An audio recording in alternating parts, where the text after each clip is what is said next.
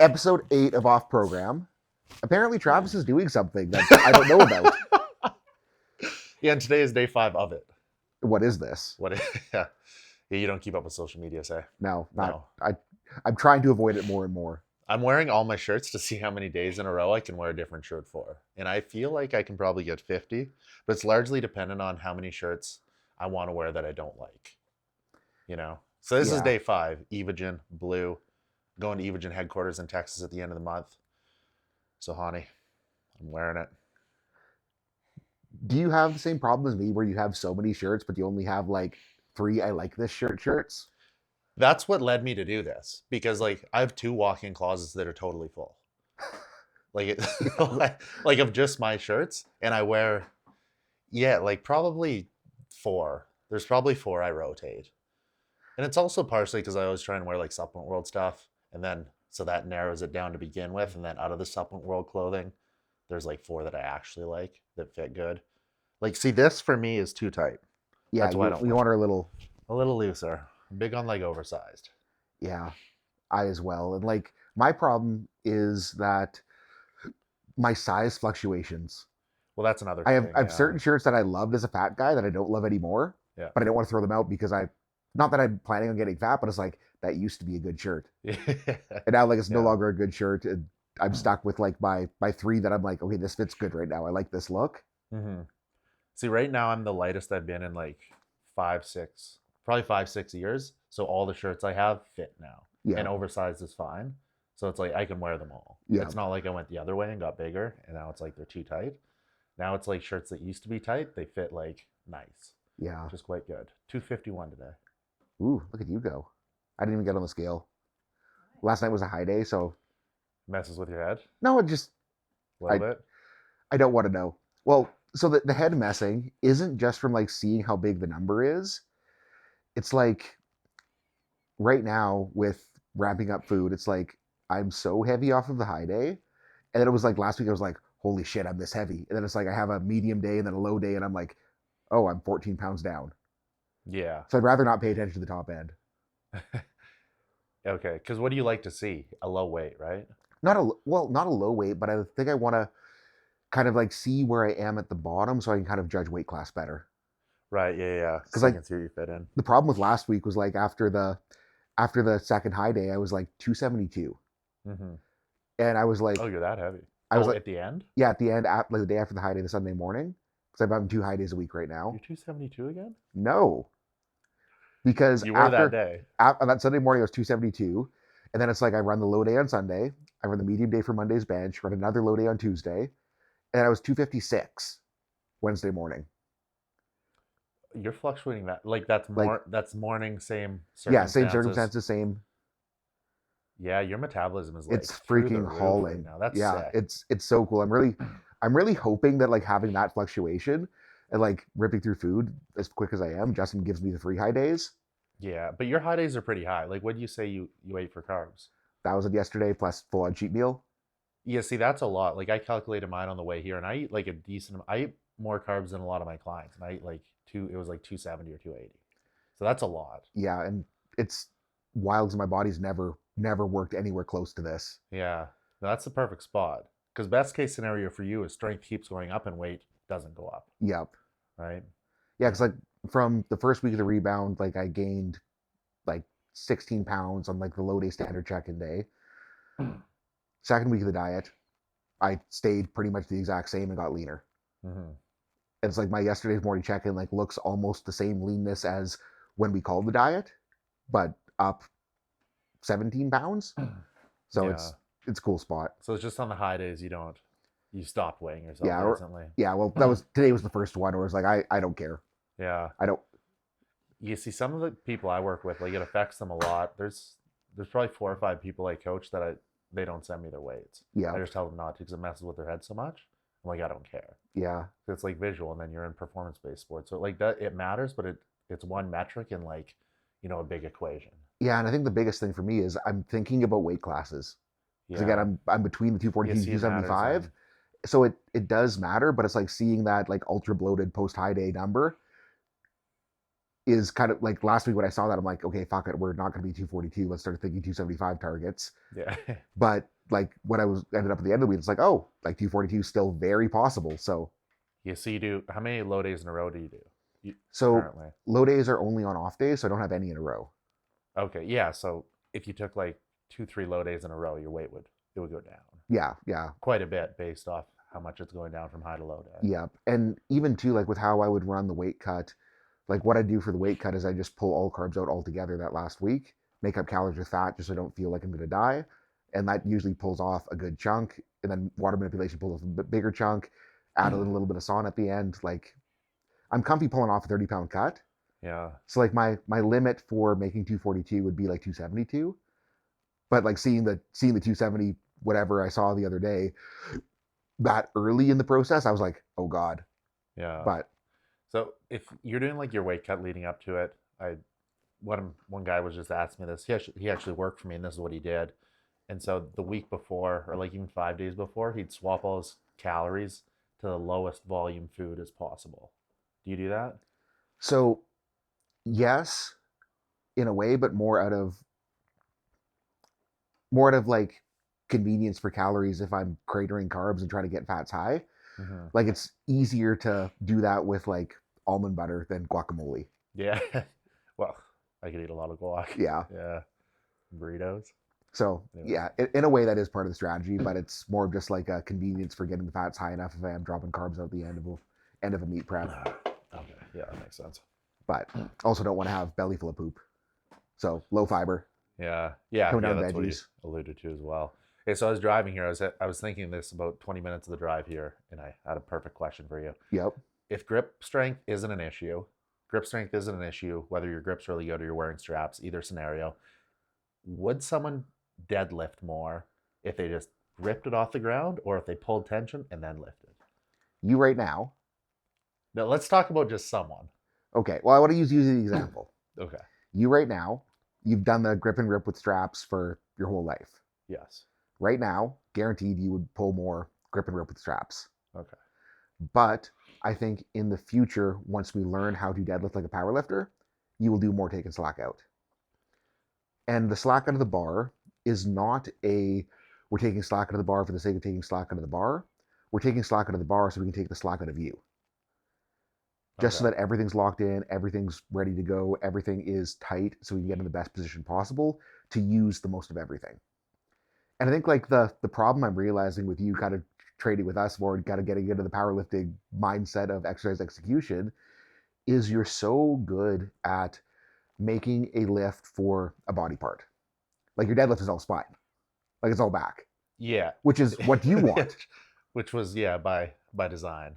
But in order to have the most potential on deadlift, we need to figure out like, okay, how can we get more quad into it? How can we get more hip into it so that your back has more stuff helping it? And in order to get quad and hip into the deadlift, we need to carry a little bit more precision in the start position. We need to carry a little bit more tension so we actually can get that leg press start. And we're not going to be able to get that leg press start and that quad pre-tension unless we have slack out. Because would you agree that I do it more like a stiff leg deadlift just about versus... Yeah, like how you want to press? pull turns into more of a stiff leg for sure. Yeah, and no, I think you nailed it because I played around with it for a long time to figure out how can I feel this in my back the most. Yeah, which is, again, great for growing erector. Yeah. And again, like you've obviously pulled very heavy, but it's like if we can get leg press and quads in there to help the erectors, like that's where I'm like my wheels are spinning thinking like, okay, we can turn that 855 into a 900. Yeah. Just the patience and the precision. My hands are wrecked, by the way. From that. Yeah, that kabuki bar is nasty. What? That kabuki bar is nasty. Yeah, but it's nice because it's thinner and you can grab it. Yeah, but it grabs you. Yeah, like when I was sitting on the couch when I got home last night, I was like looking at my hands like, what the fuck am I doing? And like even with me switching back to mixed grip, realizing that with my extra girth, like my hook grip just feels wrong and there's not enough space and I don't want to risk unreliable hook grip on the meat day, so I'm just switching back to mixed. I was used to pulling hook grip on the kabuki and like didn't hurt at all. Going back to mixed grip, it's like, oh, I hate this bar so much. Like my hands, same thing, hands are just thrashed today. Yeah, it beats them up.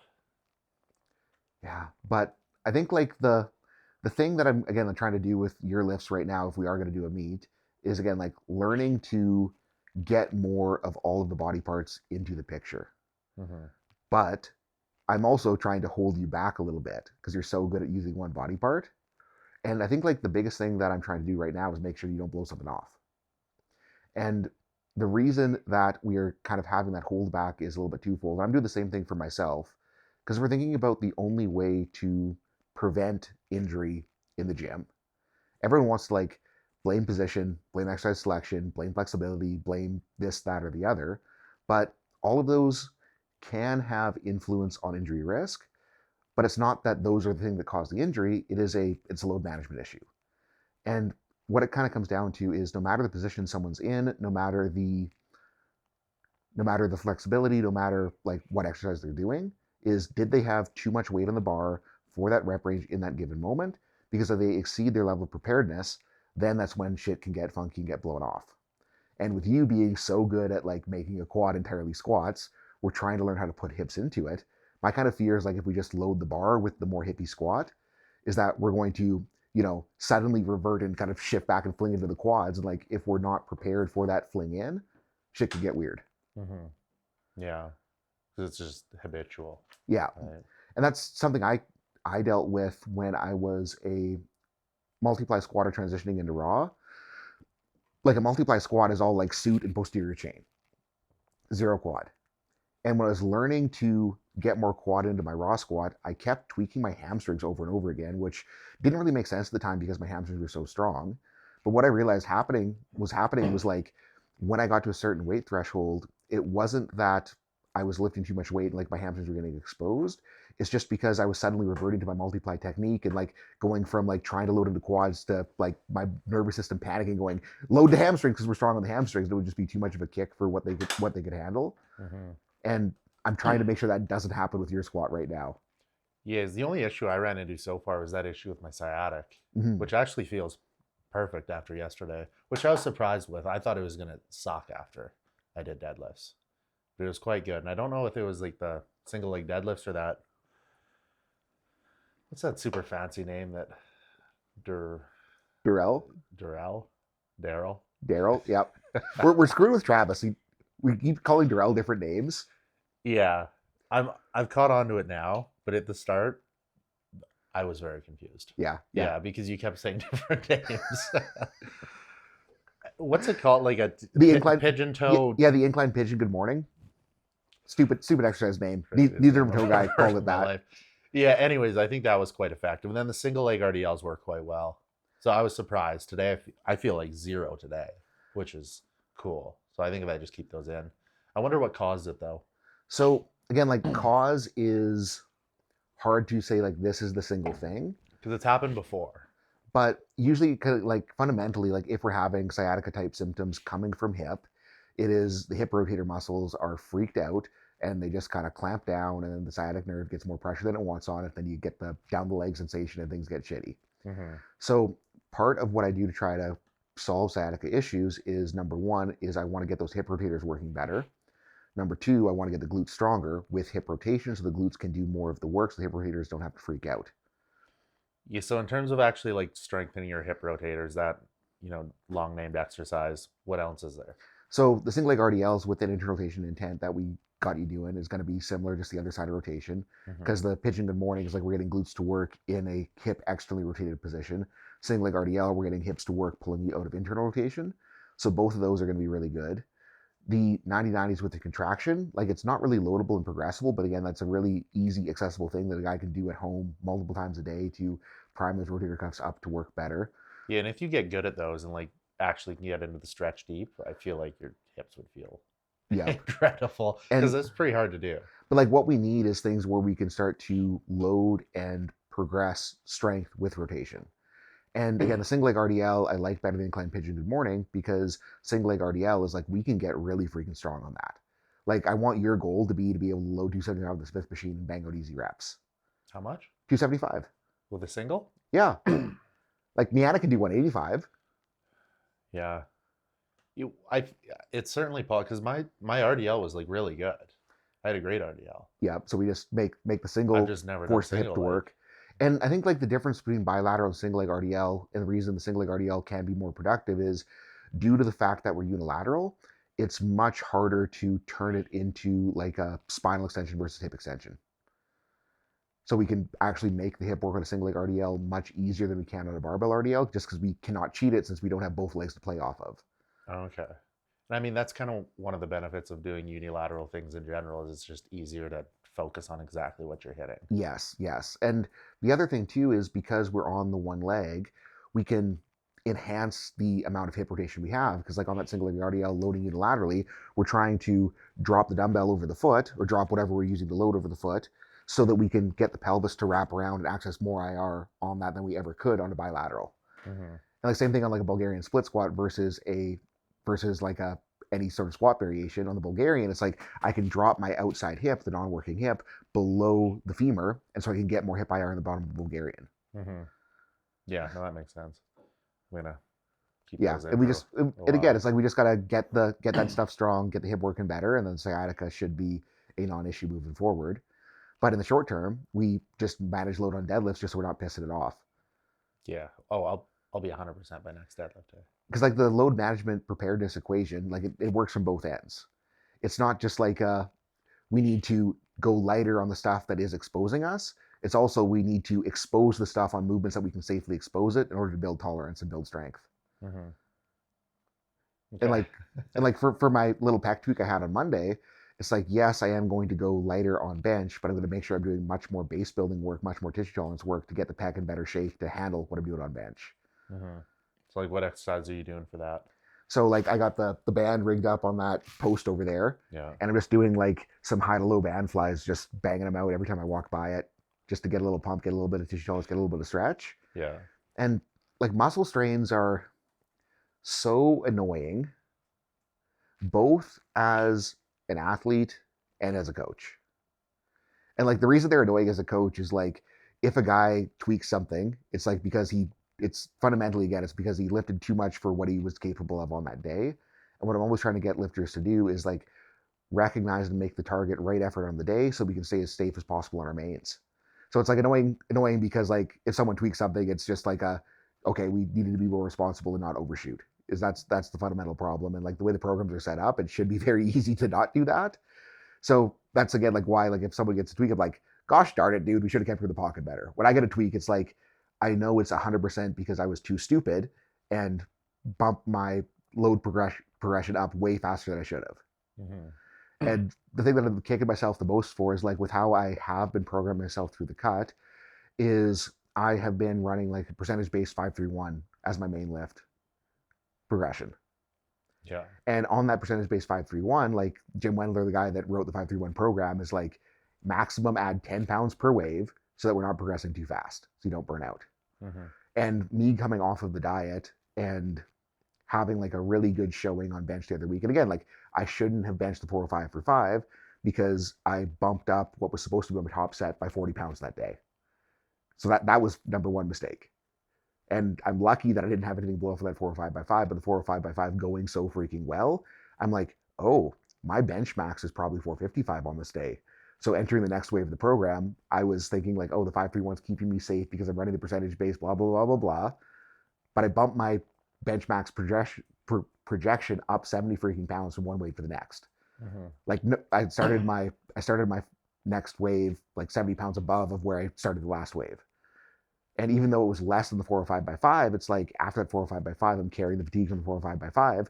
I shouldn't expect to even be able to get even close to that. And the fact that I, was strong enough to do it, like the bar was moving really well, but the tissue tolerance just hadn't caught up to the point where I could do that set the week after 405 by 5 and stay safe.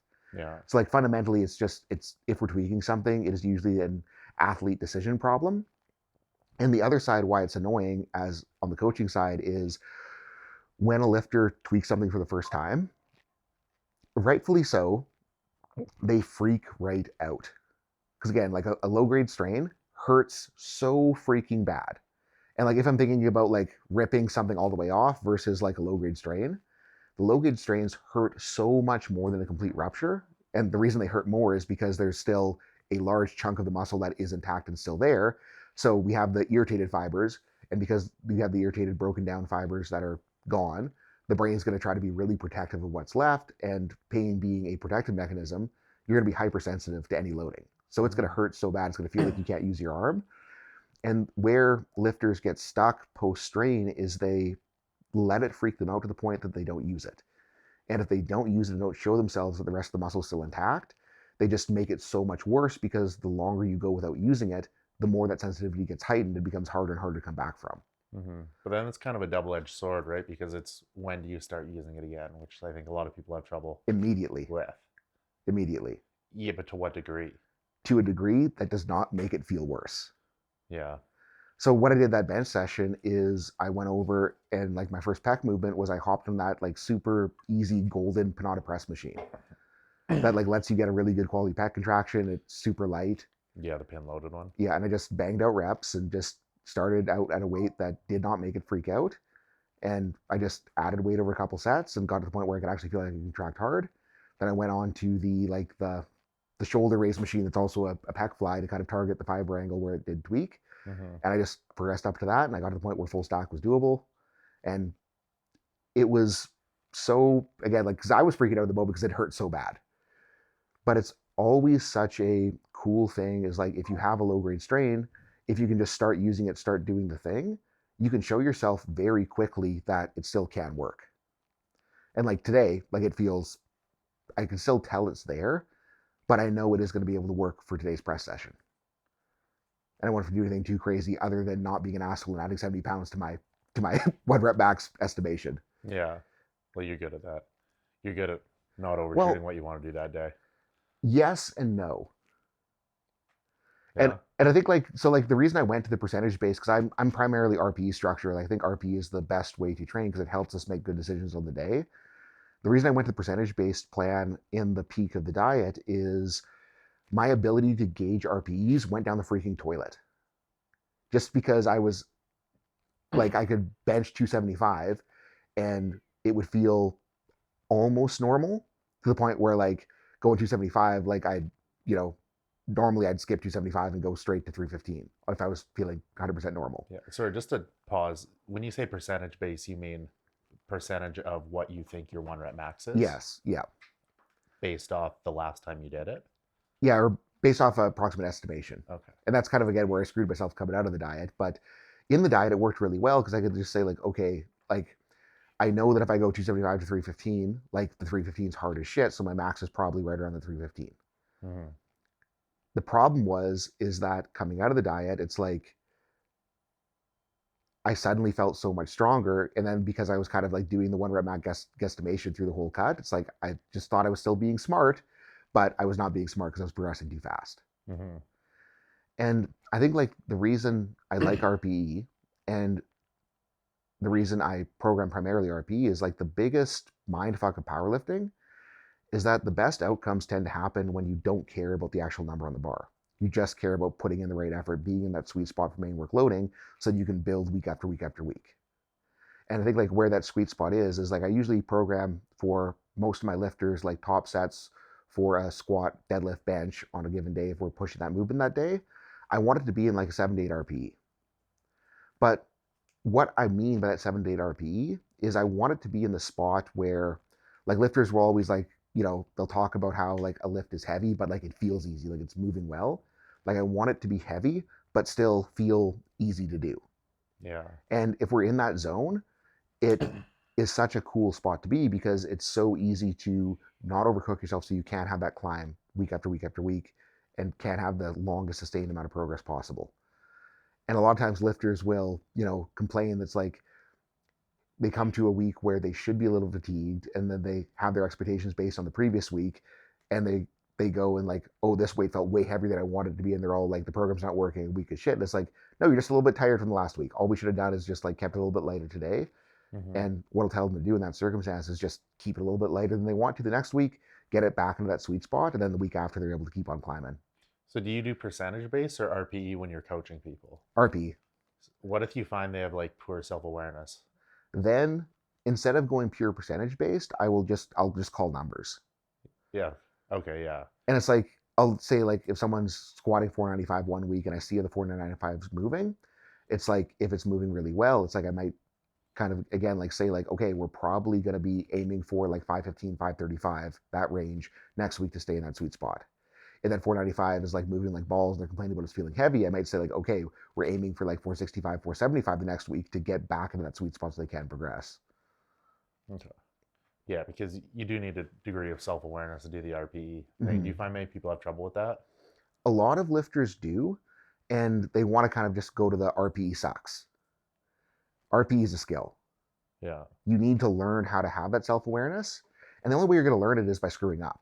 So I'm never upset if someone does like overshoot and gets to that point. We just want to make them understand that like we should have recognized that we shouldn't have taken this jump based on how the previous set moved. Yeah. Well, I think that largely just comes from experience, right? Like time doing it. And you need to get the experience, and you're only going to get the experience by doing it. Yeah, exactly. Like if someone's, been training for 5 years and they do bench press every week,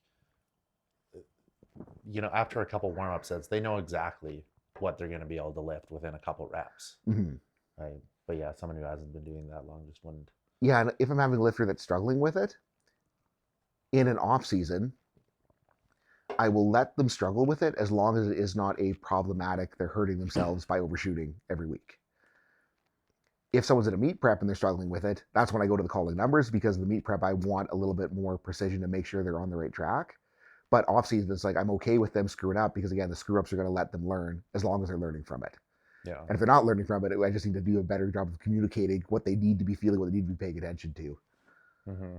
Yeah, because they're sending. How often do they send you videos? So with the team, it's like they get to post every single day. That's what they're encouraged to do? What they're encouraged to do. Okay. What about your one-on-one clients? So it's gonna be lifter dependent. So the one-on-one, I go a lot deeper in the check-in. So I do like the one formal check-in once per week. But if they're ever having a day where things are weird, they have questions, they send it on the day.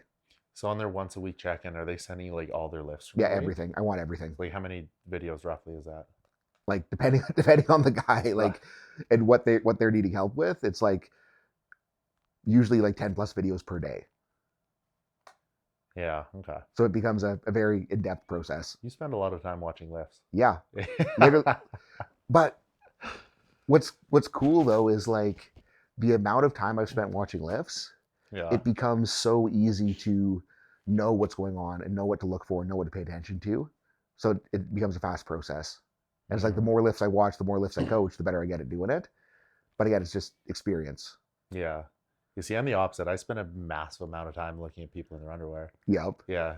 Especially when they're getting ready for a show, like different times of the day, after meals, different lighting, all that stuff. But after you do it like so much, like you can see a lift and like right away what's happening. Yep. Right. Like if I know what someone's doing, like what they're eating, what they're training, if I see a photo of them at a certain time of day, I know exactly what's happening. Yep. Yeah. And that's all that repetitiveness just streamlines it. And it's like, again, it's like the different focus of like what matters for a power lifter is primarily lift execution. What matters for a bodybuilder is, again, like look, but what's going to influence that is diet. Yeah, well, an amalgamation of things, right? Like the training, the diet, the sleep, the hydration, all that jazz, the supplements. And I think like with bodybuilding, correct me if I'm wrong, but as long as training is at least adequate, the diet's going to drive it. Diets. See, it's tough to say like what's the most important thing, because you need them all. Like it probably diet, but it's like because the goal is the visual. It's what do you look like, and then if the training and the diet are in place, that improves the visual, right? So he doesn't look maybe how I want. Like maybe let's just say like the chest isn't full. We'll look like the chest. Is the chest training good? Are you getting stronger? Like what's the chest training look like? If that's good, then it's like, okay, well then we look at the hydration, the sodium, the electrolytes, the food, and then you can go to a step further in the sleep. So it's like all the things like influence the look, right? So if it's like a specific body part, then I definitely look at the training.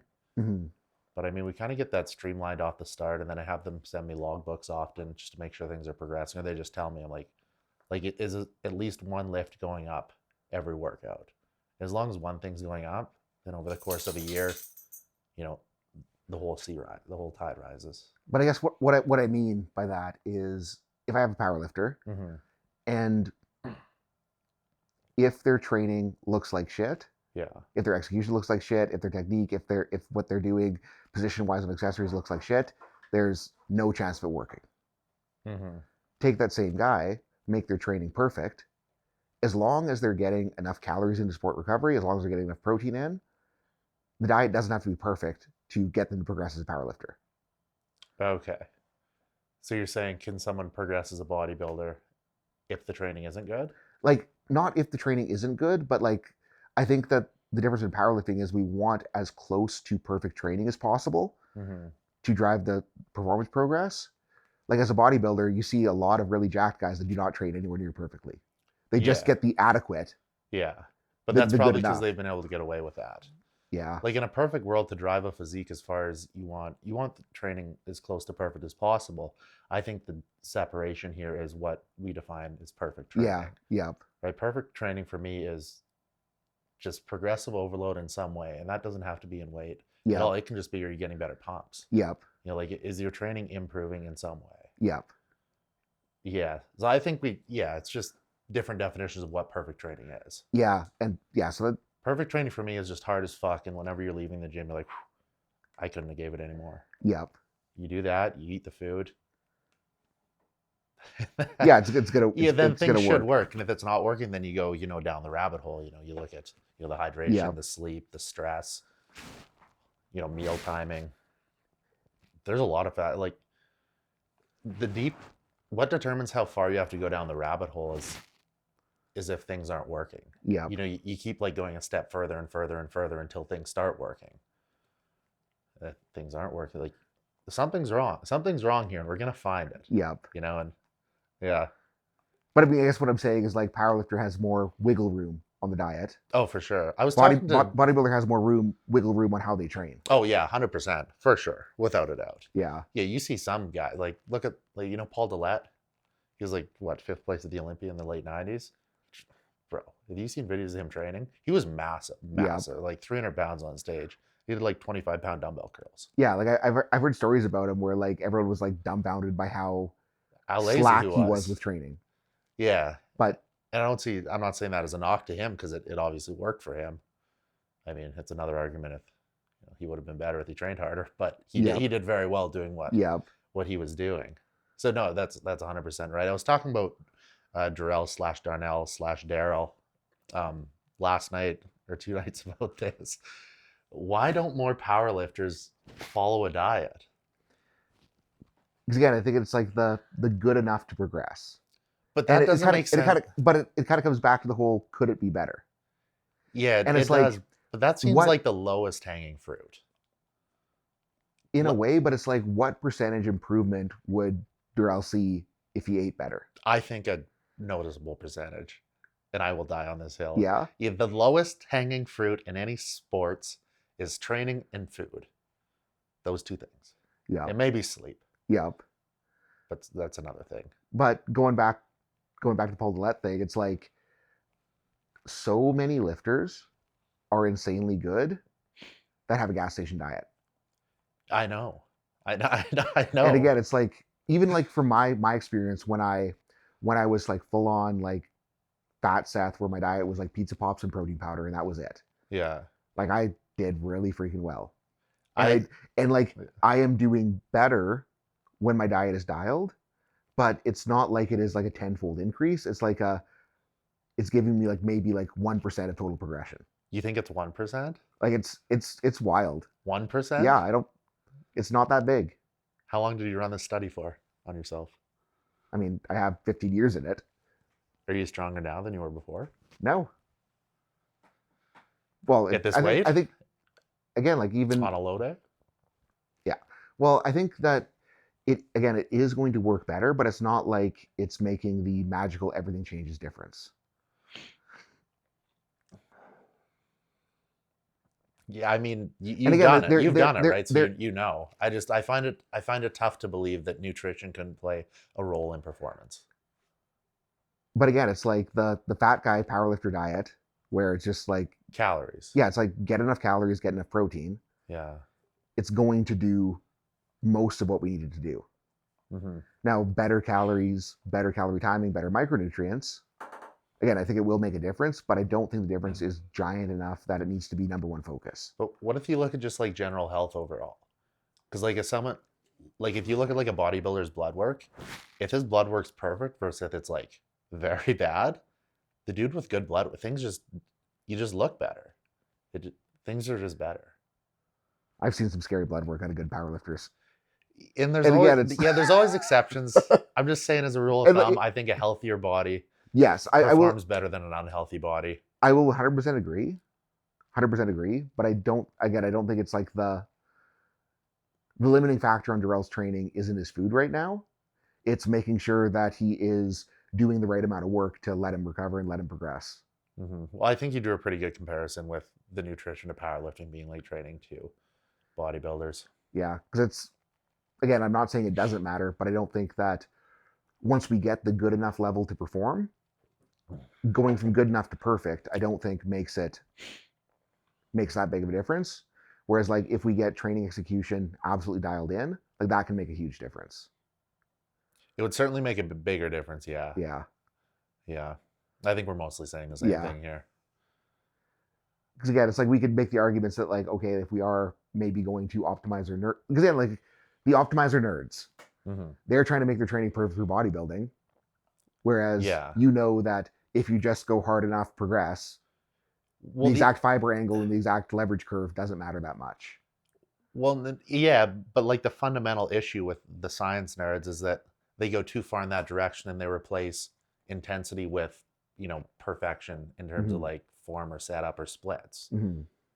If they had the perfect setup, split, form, whatever, but they also like knew how to crank it up and go all out, awesome. They'll build muscle. But I mean, like, oh man. Like if you figure out how to like deadlift so good and so heavy and really just like fry your CNS when you go in, I know you don't like that, but like kill yourself, like you will build thicker erectors and better glutes and denser hamstrings and doing 6 other super isolated exercises. I promise. I've seen it so many times, and there's so many examples. Look, the best physiques in history. Look at Ronnie Coleman. If you want to see the perfect back lat spread, you want to see the craziest erectors, look at Ronnie Coleman's rear lat spread. It's the most insane. His legs look like horses' legs. Like, it's actually like you're looking at a horse. And he deadlifted really heavy, and he did heavy barbell rows. But that's the good enough.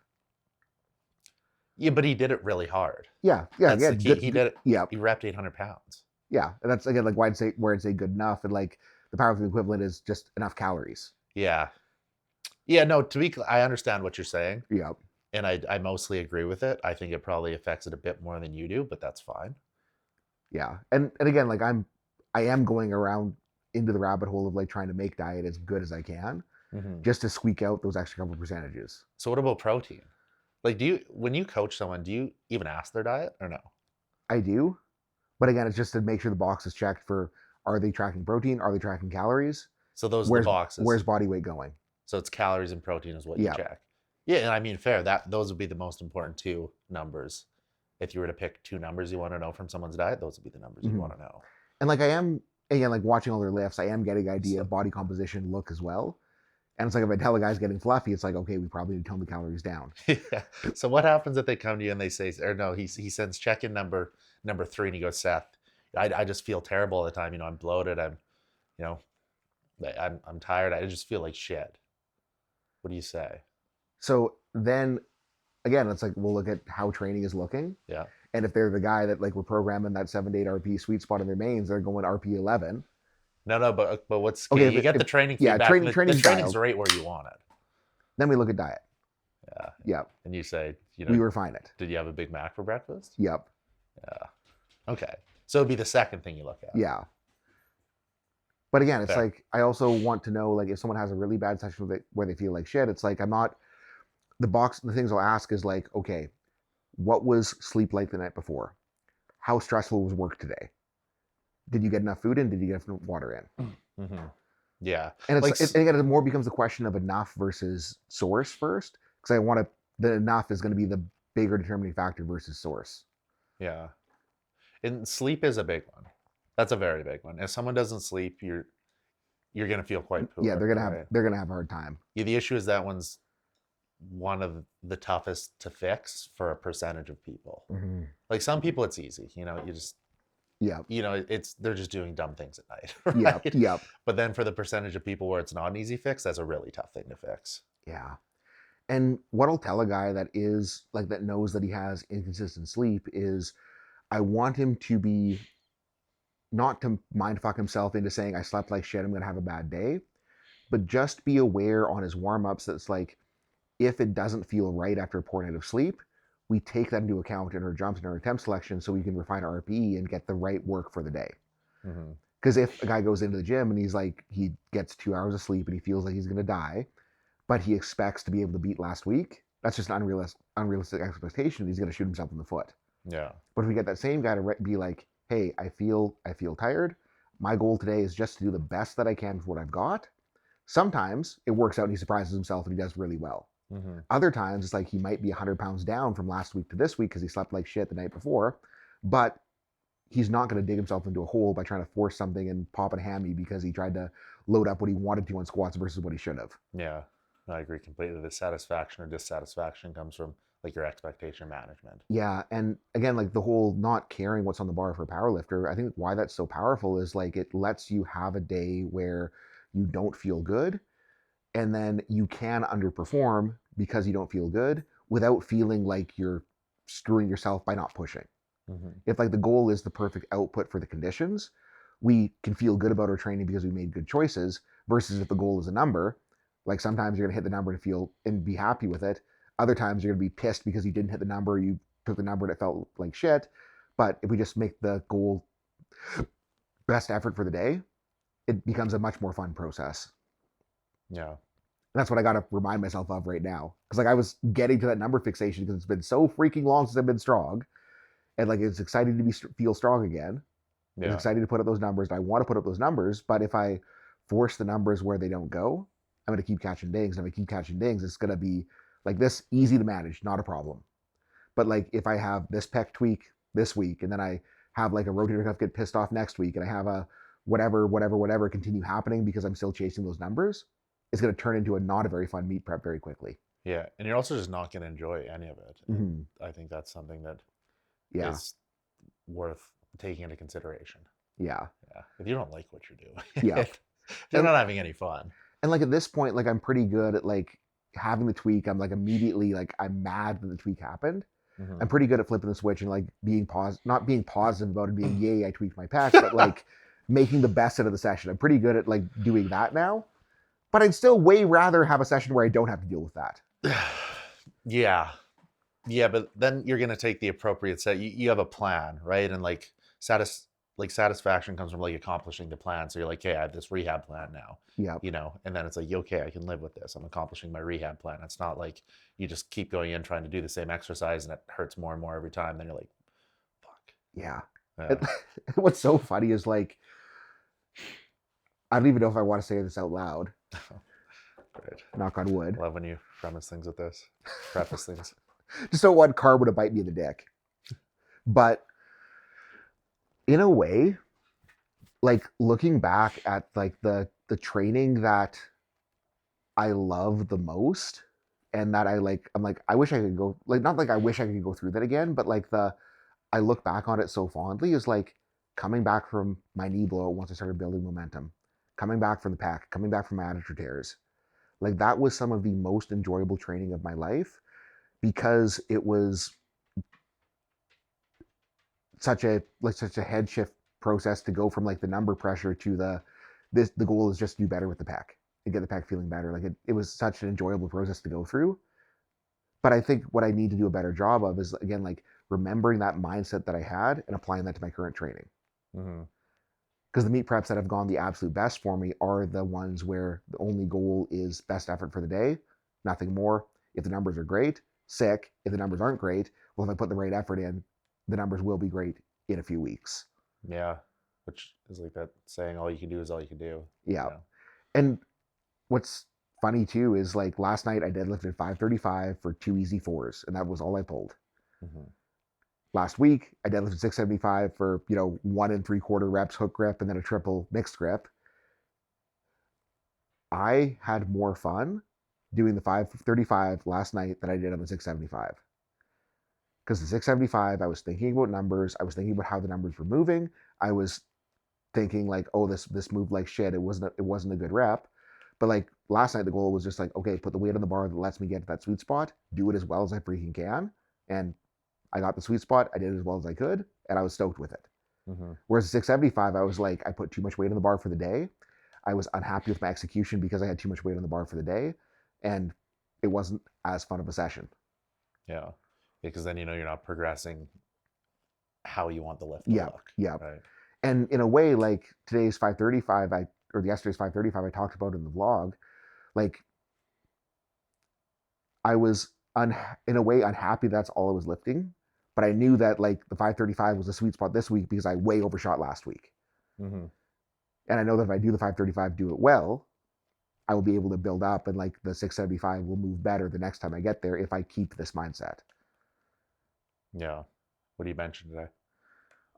Today I'm just going to go for, I'm not going to do speed work. Should be my speed bench day, but with the pec strain, I'm going to do like a higher rep lighter with a cambered bar to get some stretch, get some length, get that tissue tolerance stimulus.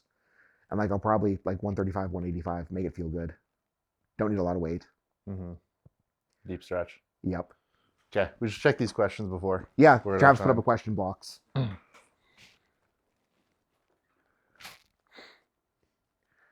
should have got mine going, but yeah, you definitely should have. You had a good question. yeah, I had a good AMA question that actually relates to Travis's squat. Someone asked what to do if someone is like stacked good brace on the way down of a squat, and then on the way up they flick an anterior pelvic tilt. Okay.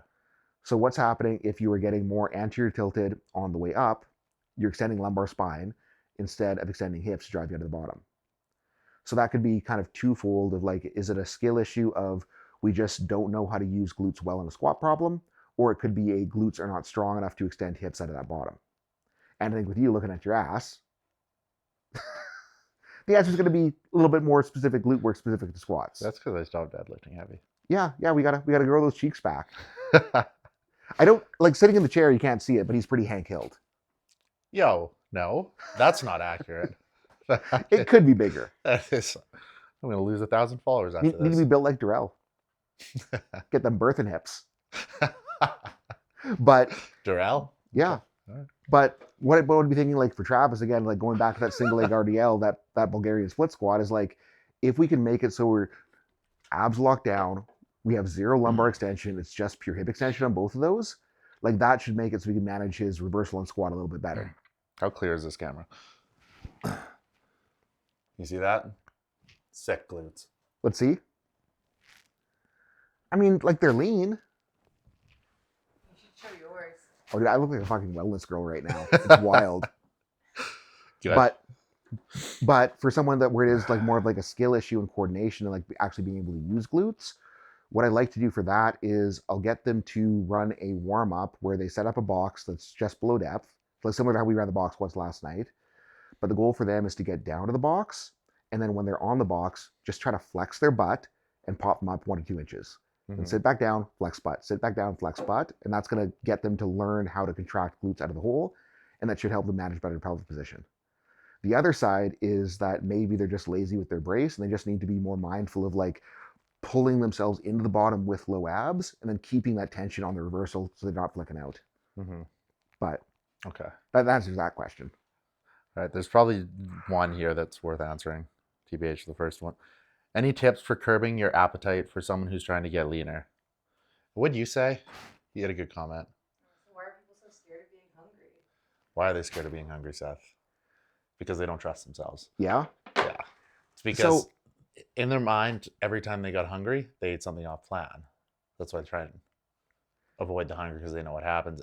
Any tips for curbing appetite? They'll actually answer the question. We'll just like be negative. That was kind of negative. Cold diet pop. Always have a cold can of diet pop in the fridge. Warm's better. That Warm root beer is the ticket. That is the least true thing you've ever said. It has to be a can because it tastes better. So that would be one. I mean, caffeine, nicotine helps a lot. I'm not saying I necessarily recommend that, but it does help a lot. Having food that tastes good, Like, if you actually enjoy your food, then it's going to be easier to stay on plan. Amino acids in water. Like, if you're ever like starving, have a full shaker of water, put like 2 scoops of aminos in it or some kind of like 0-calorie flavoring, slam a whole shaker. You'll be full for like an hour. That's a good one.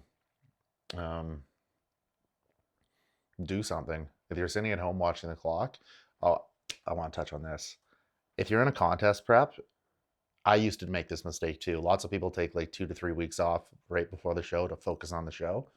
I'm staring at the camera. It's so weird. You're fine. Talk to the camera. Okay. You're fine. I don't think that's a good idea, because then you're at home and you don't do anything and you stare at the clock. I did that my first like couple preps.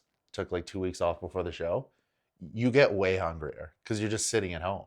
Got nothing to do, nothing to think about. Yeah, nothing to think about except food. And then next thing you know, you have like 800 food videos saved and you're obsessed and you have a big list of post-show things to eat. And that's like, and you're like texting your friends. You're like, yo, like send me a video of you eating this food and tell me how it tastes. It gets weird. Yeah. So you want to stay busy. Staying Yeah. busy is probably the best thing to mitigate hunger. And I think like from my end, like obviously I'm doing the diet pop, obviously I'm doing the nicotine, obviously I'm doing the things that help with appetite. Yeah. But the biggest thing for me is like just being able to sit with the hunger and being able to like think like, okay, I'm hungry. I'm not dying. I don't need to eat. That's best case scenario. but not a lot of people can or want to do that. But I think like for me, it was absolutely necessary. Yeah. Because if I let myself continue panicking with hunger, I never would have made the diet happen. Yeah. Like I could not have done it. Mm-hmm. And it was just like learning to not panic was the biggest thing for me. So what tips have you found? You do Diet Coke? Or Diet root beer. Diet root beer, caffeine. nicotine. Again, but the biggest thing is like I'm having that to help with the appetite. But even like right now, like I'm freaking ravenous. Like Yeah. the day after the high day is so hard because it's like I had all of those carbs down. Yeah. Like my first meal is down to 100 carb. Well, your body's about to plummet 10 pounds, so it's going to be Yeah, ravenous. yeah. And I'm freaking starving right now. And if I listen to the starving, I just go and have another high day style meal. Yeah. But Do you eat your meals incredibly quick right now? I purposely try to go slow. Like I've tried to go slow. Yeah. More volume for food too. Like the vast majority of times you can like make like lettuce work. Like 50 calories of lettuce is a massive amount of lettuce. Yep. We're doing kale slaw for my main vegetable. Okay. That's a little higher calorie. A little bit, Slaw. but well, not with any sauce. Like it's like a salad pack that has nothing on it. Oh, just dry ass kale Yeah, slaw. just chopped up kale and a little bit of other mixed vegetables. There's some purple stuff and other Yeah. green stuff. Yeah. Really good, but like it's just easy volume. And what's so funny is like I'm putting more into my meals now to make my meals with calories, like with carbs, bigger than I was during the cut. What do you mean? Like I'm using more kale slaw right now to fill up volume because I'm so freaking hungry. Yeah. Oh, yeah. Yeah, because your metabolism is through Yeah. the roof, which is what you want. More But yeah. processing food. But yeah, it's like this shit helps, but I think this shit cannot help in the absence of this shit. Mm-hmm. Yeah. Well, for sure. Because then when you're laying there at night and you're like, oh, Yep. I could have McDonald's here in 8 minutes. Yeah. Yeah, we live in the city. Yep. Skip. Yeah. And it's just like, Didn't have that in Sask. Didn't have those temptations. no. Out brother wasn't food delivery. Lived on a farm in the middle of nowhere. Yeah. It was whatever was in the fridge. But yeah, I think it's like if it is like so accessible to go off, it's just like give yourself a better reason to not go off. Yeah. Ultimately, that's the best way. Yep. Mhm. Anything else in that question box? Nothing worth answering now. Oh, what's not worth answering? No, I want to see how bad yours are so I can feel better about mine. no, there wasn't a lot. Oh, No. oh. You should have done one. Mine are, when I do AMAs, it's like I actually so stoked because I put one out yesterday. I was finally like, I have questions that I'm excited to answer. You got good ones? Yep. And Yeah. most of it, like usually, is just like my elbow hurts. What do I do? It's like I can't answer that. There needs to be context. Yeah. What does it hurt during? What part of the elbow hurts? What movements can you do that might be weird for the elbow, but suddenly, surprisingly, don't hurt. Yeah. If I know what you can do, know what you can't do. Did you hit it on something? Yeah, yeah, yeah. Did you like try to like elbow punch the wall Yeah. or something? Is there a hole in your drywall right now? Yeah, yeah. Yeah. Like there's Did you- needs context for the paid questions. yeah. Or it's like my squat's stalled. What do I do? Mhm. Well, okay. What does the sticking point look like? What position are you in at the sticking point? What else is changing shape? But Yeah. Yeah, which is kind of the issue with those question boxes. They can make it work, but Yeah. there's not that much room to type.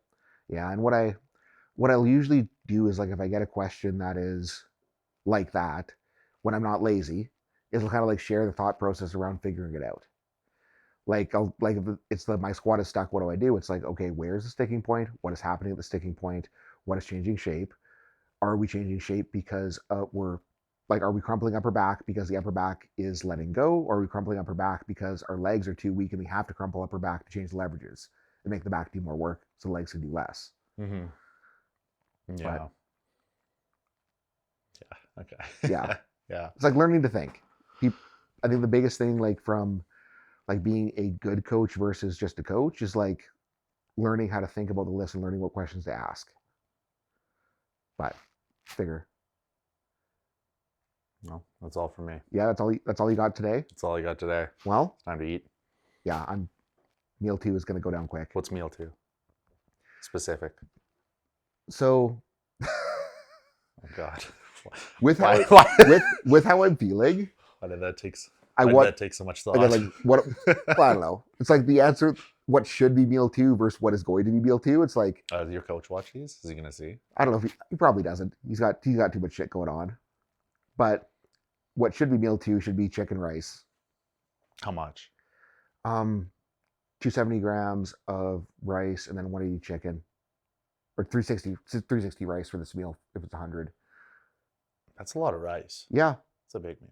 but what I want to do, what I'm probably gonna do, is cream of rice, microwave the shit out of it so it's really fluffy, and just get it as big as I can in the bowl, and then that and protein powder and almond butter. That sounds great. What Yeah. kind of cream of rice? We're using the Elevate stuff, Which flavor? chocolate peanut butter. Is there like a convenient place you get it? Supplement World. I feel bad now that so Travis owns a lot of Supplement Worlds around here. We used to go to one of Travis's stores all the time, Oh no. but another guy opened up a Supplement World that's inside of the realm. Oh yeah. So it's like we're there every day. It's too convenient to shop in. Yeah. What actually told me Anna last night is like I was tempted to get more carbonara and more cream rice last night there, and I'm like, we could go to the Airdrie store tomorrow. It's a big store. Yeah, There's a lot of stuff there. are they? Yeah, I don't want to shit Are you on saying Johnny's a shit on dick? Johnny's store. No, I'm not talking about Johnny. Oh, yeah. Yeah, I don't want to shit on Johnny's store, Yeah, but like the Airdrie The, store. the girls It's you very have big. are very personable. You very nice girls. Yeah, their Right on staff my are awesome cups. there. What? Yeah, They write on my cups. yeah. Yeah. Is that something you tell them to do or something they chose to do? They're the only place that does that. Yeah. That's them. Oh. That's, Yeah, sick. yeah, they just like doing that stuff. So it's not better management.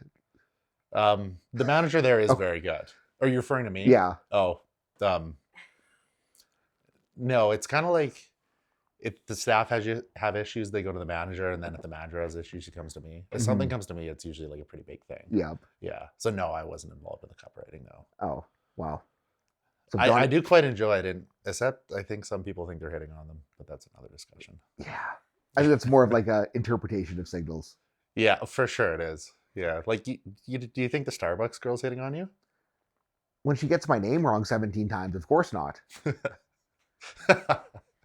Man, It's Seth. What do you mean? I went to Lululemon the other day because I needed to buy a shirt for a wedding. Yeah. And like for a button-up shirt, like Lulu is good to get it to fit a not skinny person. Hmm. And I went to try on the shirt, and they write your name on the dressing room, whatever, Yeah. whiteboards that your name's on the door or whatever for some reason. Do you make sure they put doctor? No. But she's like, "What's your name?" And I'm like, "Seth." And then she writes down Zach. And I'm like, no, that's not it, but that's okay. And she's like, "What is it?" So sorry, what is it? And I'm like, "Seth." And she's like, "Oh, so with the other spelling?" So she writes like, instead of ZACH, she writes ZACK. And I'm like, This is very surprising. still not it. And I'm like, she's like, "What is it?" I'm like, "Seth." And she's like, Zeke. And I'm like, I'm just going in the room at this point. Does this actually happen? This was, I mean, Seth's like a pretty easy name. It's like Smith. I think it's like, because I have, again, like, I'm not good at enunciating. I understood that. Well, yeah, but you're used to talking, listening to Saskatchewan people talk. Yeah. Like, I got a little bit of like the rural Alberta accent, and I think if people aren't familiar with that. Was it you that said Saskatchewan? Yeah. Yeah. I'm from Ontario, if that makes a difference. Oh, okay. Yeah. Yeah. I don't know. Yeah, I don't blame her for the issue. Sometimes if I go to Starbucks, I say Travis with a Z. Zavis? I just see what they do. Yeah. Yeah. They usually just ignore the Z. Yeah. No. When we go to Starbucks, she'll always give them my name. Or no, sorry, I say, but the Z is silent. Where does it go? Yeah. No one knows. Love doing that. Anyways, she'll let him get to work. She'll let me get back to work. Yeah. Toodly do. Yeah.